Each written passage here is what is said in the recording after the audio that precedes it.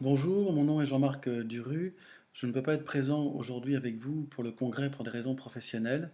Donc Karim Mejbeli m'a proposé d'enregistrer par vidéo le propos que je voulais vous tenir aujourd'hui. Donc le titre de mon propos est Entre la mort et l'amour en soins palliatifs, la résonance de l'être. Imaginez-vous être une souche de bois mort au milieu de la forêt. Après avoir été cet arbre resplendissant, votre corps, ce bois mort aujourd'hui, est paisible, immobile et silencieux. Pour autant, alors que vous n'existez plus, votre conscience perçoit tout autour de votre immobilité une brise légère qui fait virevolter une myriade de petites fleurs blanches, lumineuses, qui sont nées grâce à votre décomposition et votre assemblage avec la terre. Votre mort est vitale pour la beauté qui s'étend autour de vous. Votre conscience se déploie et admire cette étendue de fleurs blanches qui embrasse la terre autour de vous. En prenant son expansion, votre conscience aperçoit cette souche qui vous abritait. Votre conscience s'en trouve détachée et se ressent alors être unie, consubstantielle à la brise légère, à la couleur blanche des fleurs, à la lumière qui éclaire cette étendue et dont la source semble provenir d'une lumière d'or qui brille à travers la cime des arbres de la forêt. Votre conscience rejoint cette source et se ressent aussi vaste que le ciel, unie à la substance même de cette lumière. Votre conscience est alors une lumière dans la lumière. Pour reprendre une autre métaphore qui peut évoquer la double nature existentielle et essentielle de l'homme, celle qui est mortelle et celle qui est peut-être infinie, et qui s'inspire de ce que reprend l'enseignement du Bouddha, disant que dans chaque goutte d'eau se trouve l'océan tout entier, nous pourrions dire aussi l'homme est une goutte d'eau dans l'océan et l'océan dans cette goutte d'eau. À partir de la psychologie, comment évoquer ce ressenti d'être dans un corps existant qui se ressent malade et en douleur permanente, plus ou moins soulagé, dans une conscience d'un temps qui reste inconnu, seul à vivre intégralement parmi ceux qui l'aiment et l'accompagnent quand un entourage est présent, vivent donc l'angoisse de l'approche du mourir et de la mort, sans pour autant la conscientiser autrement que par quelque chose qui est inconnu, qui est supposé, et en n'y croyant pas ou en voulant la refouler.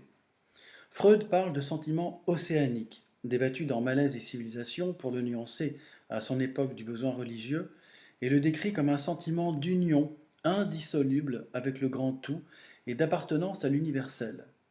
Ce ressenti peut appartenir au domaine de l'affect, mais c'est aussi une expérience bouleversante, vécue par certaines personnes, des patients en soins palliatifs ou des proches aidants, qui est appelée état altéré ou modifié de conscience. Cette expérience peut relever du vécu onirique, il peut relever de pathologies mentales et neurologiques ou d'intoxication médicamenteuse. Elle peut être le fruit de méditation, de relaxation, hypnose, yoga, transe chamanique ou mystique. Elle peut être aussi la suite de traumatismes et de dégradations physiologiques et cognitives prolongées. Ces états modifiés de conscience sont peut-être aussi à la croisée de tous ces chemins, prédisposant la personne à recevoir sur les plans physiques, psychiques et spirituels le ressenti de cette expérience d'être au-delà de la contingence corporelle. On parle alors d'une expérience de l'unité, de s'éprouver un avec le tout, d'une prise de conscience de la non-dualité de l'être. C'est le ressenti d'un amour inconditionnel qui est alors souvent décrit comme un émerveillement, un bien-être qui rassure profondément et procure un sentiment de paix intérieure. Ce sentiment fugitif apparaît parfois au moment de la fin d'une traversée de souffrance intense par les patients. Est-il possible d'accompagner ce sentiment lorsqu'il a été ressenti ou vécu, ou de l'éveiller en lui ouvrant un sens, une vie, à travers des mots incomplets, mais qui témoignent et valident une évocation qui dépasse le patient et le psychologue en soins palliatifs, que défini par l'OMS et l'Association québécoise des soins palliatifs. Les soins palliatifs sont des soins actifs, globaux, pluridisciplinaires, intégrant les aspects psychologiques et spirituels. Ils soutiennent la très grande valeur de la vie, atténuent douleurs et autres symptômes, considèrent la mort comme un processus normal qu'il ne hâte ni ne retarde, sachant que la maladie et le mourir sont une étape de vie où le potentiel de réalisation de chacun doit être soutenu et valorisé,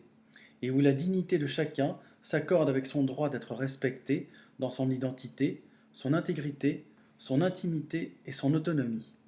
Alors c'est beaucoup de mots, peut-être pour tenter de cerner l'essentiel de la mort et de son mystère dont l'absoluité nous échappe. Toujours est-il que le dépouillement que le temps du mourir opère et que la mort emporte, offre aux patients, à ses proches et aux soignants, le respect absolu de l'essence mystérieuse de l'être de chacun. Les signes apparents de ce dépouillement sont visibles, d'autres ne le sont pas, mais s'offrent tout autant. La représentation par le patient de son corps qui se dégrade, la dépendance pour l'hygiène et l'alimentation peuvent laisser parfois la personne dans un sentiment d'extériorité à son corps, lui procurer le sentiment paradoxal d'un certain détachement et d'être au-delà de ce seul corps qui est dépendant. Puis l'agonie et les râles respiratoires et l'inconscience des dernières heures peuvent dévoiler à ceux qui le reçoivent la profondeur et la part de mystère propre à la vie qui déserte ce corps. D'autres signes sont plus discrets, parfois intraduisibles en savoir par des mots, tels un regard, une douleur silencieuse, une angoisse sans réponse, un toucher, un souffle, une caresse, un sourire, une larme, des pleurs, qui ont le mérite d'être vécus ensemble et par le patient et celui ou celle qui le reçoit. Une suspension du temps se déploie et permet alors une rencontre entre deux personnes, soit dans un sentiment radical d'impuissance partagée, soit dans une profonde unité, qui est essentiellement ce qu'elle est, dépassant le patient et le soignant, et ces deux états d'être étant souvent concomitants. Cette traversée de la souffrance est une expérience qui est à la fois solitaire, mais aussi communautaire, et témoigne souvent d'une recherche d'amour qui s'exprime par toutes les formes possibles. La solitude, dans l'expérience du mourir, touche ici à sa dimension partagée avec l'autre, qui fait naître la richesse du sentiment d'humilité devant la mort, le désir profond du patient de se tenir vivant avec l'autre, à l'orée de ce passage ultime non encore franchi, l'abandon consenti à cet inconnu radical, qu'il soit néant ou amour, structurant notre finitude et son au-delà comme repère de notre présence au monde, et qui accueille la personne mourante dans ce que l'amour a pu façonner d'elle tout au long de sa vie. C'est ce passage irréductible sur lequel les soins palliatifs permettent de faire un peu de lumière. Dans le contexte du soin à domicile, le soin psychologique tente de s'élaborer dans une rencontre avec la personne, sur les plans idéo-affectifs et spirituels,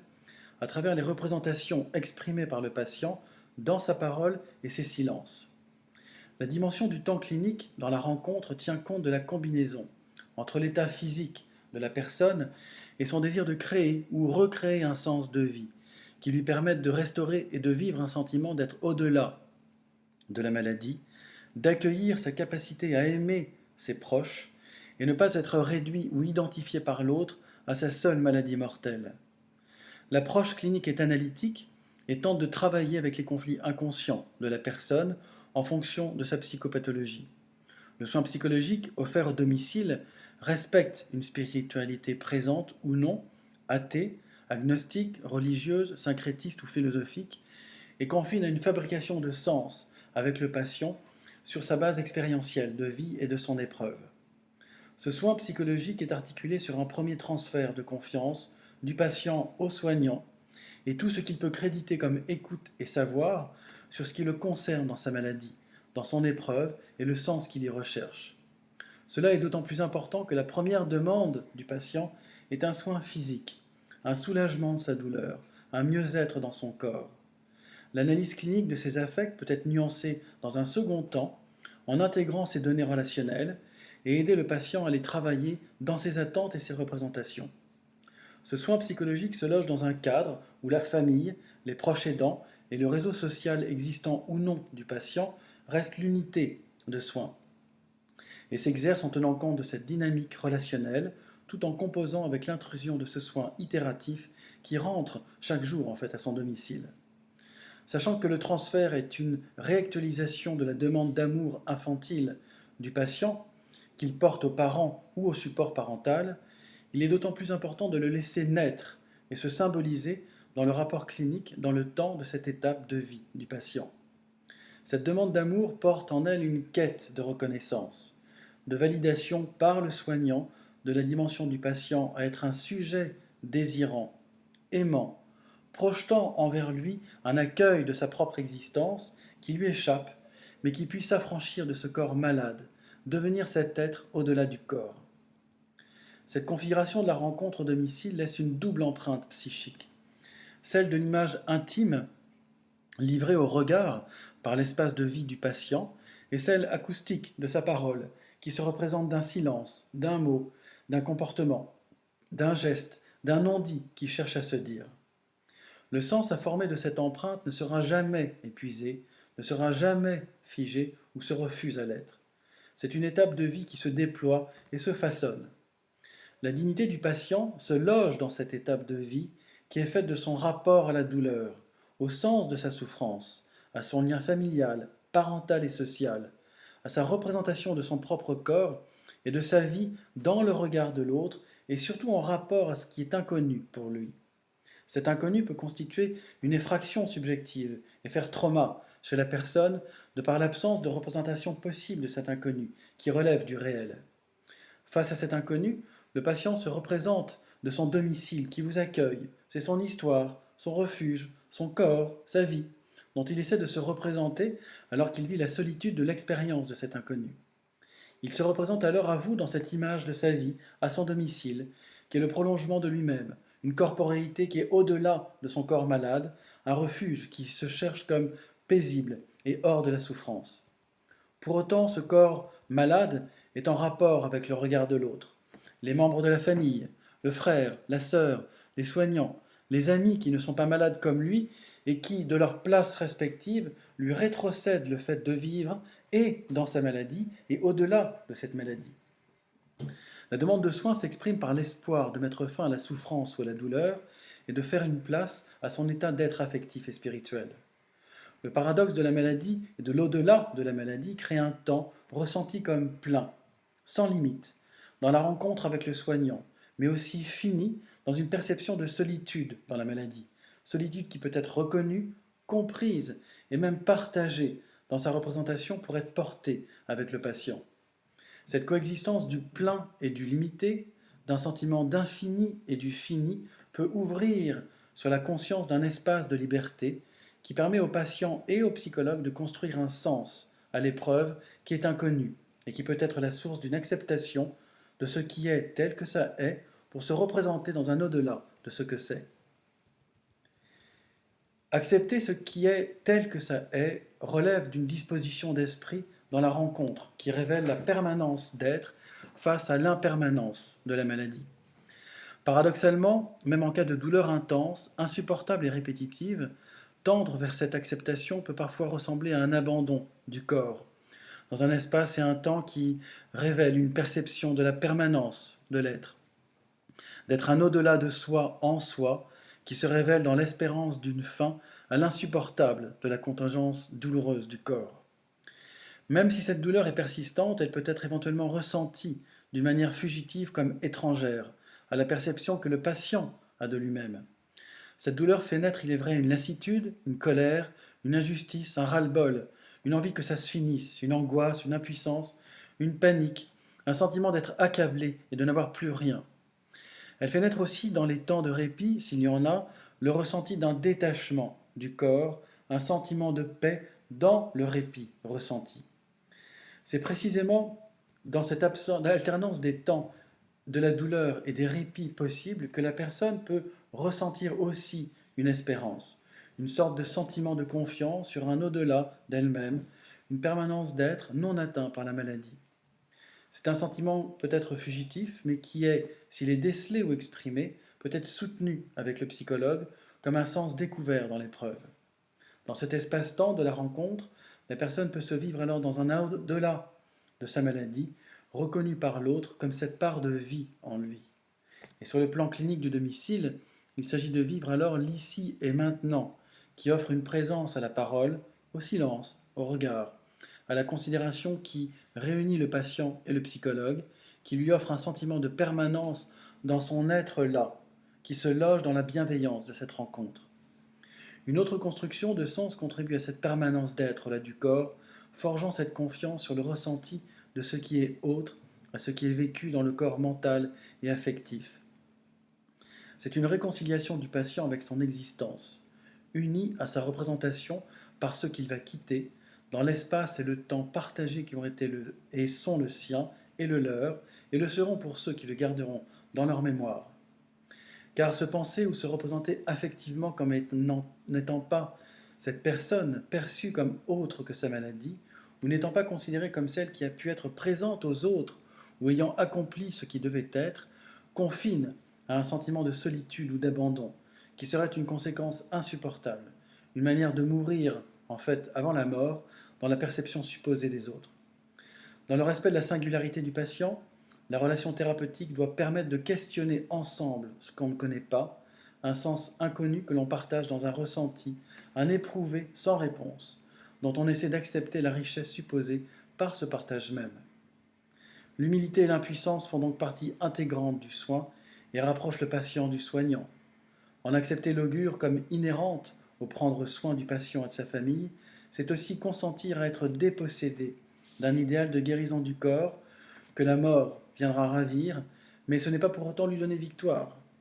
Accepter humblement ce qui est inconnaissable et le porter sans réponse avec le patient n'est plus certes une prospective de soins, mais reste néanmoins un partage, une reconnaissance qui est une forme de guérison. Ce n'est déjà plus celle du corps, mais celle de la représentation par le patient de son intériorité, perçue alors dans un temps de réconciliation avec lui-même et avec l'autre. En quoi donc l'acceptation de l'inconnu peut-elle être une forme de guérison ou une trajectoire de soins? Dans ce contexte de souffrance de la personne destinée à la mort, l'injustice, la colère, le désarroi, l'effondrement subjectif et l'impuissance sont des affects bien légitimes, qui s'inscrivent dans nos présupposés anthropologiques issus de notre culture, notre éducation et notre religion dans lesquelles nous avons évolué. Ces sentiments participent à un sens incertain, mais nous permettent aussi de faire avec ce que nous ne comprenons pas. Le savoir-être est alors de mise face à cette souffrance, dans une écoute profonde, qui tente de rejoindre le fondement même de la personne dans un au-delà de son corps malade, en lui permettant d'en prendre conscience dans sa propre demande de relation avec nous, pour tenter de l'y rejoindre. Nos attitudes devant la souffrance, la maladie et la mort relèvent de différentes traditions, religieuses ou philosophiques, qu'elles soient monothéistes, prenant la liberté de l'homme, qui ne subit pas son existence et s'oriente de la mort comme d'un passage, bouddhistes, qui tend vers l'éveil, délivré du moi illusoire, hindouistes, qui recherchent l'allègement des karmas successifs, ou humanistes athées, qui considèrent la mort comme un scandale auquel il faut mettre fin. Sans traiter spécifiquement de chacune de ces traditions, ces attitudes devant l'inconnu ont peut-être en commun cette notion de passage à autre chose ou au néant, qui ne nous sont pas connus et dont on ne peut rien dire, si ce n'est dans une description de ce qu'on espère, de ce que ça ne peut pas être, comme une approche structurale pour définir ce que ça n'est pas. Le soin psychologique doit donc tenir compte de ce qui relève du sens de l'existence et de la spiritualité de chacun, car cette notion de passage vers autre chose ou vers le néant traduit bien la conscience de la finitude d'un temps. Cette conscience traduit une demande du patient qui est autre chose qu'une réponse à son besoin à satisfaire. Cette demande est une demande de présence, un appel à l'autre. Elle est avant tout une demande d'amour. C'est une demande d'un geste, d'une attention, d'une reconnaissance de la détresse, de la souffrance et de la solitude dans l'éprouvé de la maladie. Cette reconnaissance de la demande peut calmer l'angoisse et pacifier la solitude, même si elle est masquée par le seul besoin de calmer la douleur physique. Cette demande de reconnaissance traduit le désir d'un au-delà de l'identité narcissique qui est fortement fragilisée sur le plan physique et psychologique. Ce désir procède d'une altérité avec l'autre, c'est-à-dire d'un mouvement qui tend vers la connaissance de l'autre. Dans cette altérité se fonde, sur les plans imaginaires et symboliques, un désir de se faire connaître par cet autre dans son propre désir, comme pour le substantialiser dans ce qu'il n'en connaît pas. Une approche analytique qui offre un questionnement ouvert sur une représentation interprétative de ce désir métaphysique adapté au patient, qui est pris par le mourir et son angoisse, n'obture pas le sens recherché par celui-ci, mais permet de ne pas le laisser seul face à un vide hors sens de l'essence inconnue de son être. Elle permet de légitimer un ressenti propre à l'expérience du patient, qui peut faire résonner cette dimension d'être au-delà du ressenti existentiel, puisque le psychologue l'accueille en partageant le bien fondé, légitime de ce ressenti. Cette reconnaissance inscrit le patient et le psychologue dans une quête d'un supposé être qui se dévoile dans le ressenti accueilli.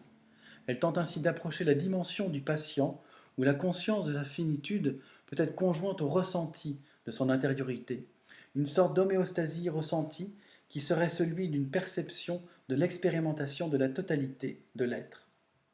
Lorsque vous rencontrez des personnes atteintes de sclérose latérale amyotrophique, qui ne peuvent plus bouger et ne plus parler autrement que par un regard et des larmes,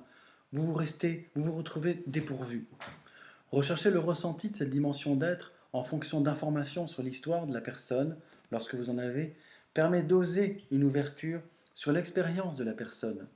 C'est une disposition calme et bienveillante qui permet d'éveiller un désir d'un au-delà de leur prison corporelle.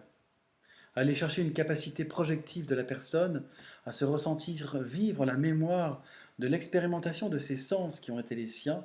le ressenti de ses rêves, où se déploie une conscience autre de sa perception physique et émotionnelle, peut éventuellement permettre non pas de la meurtrir par une frustration en fait irréductible,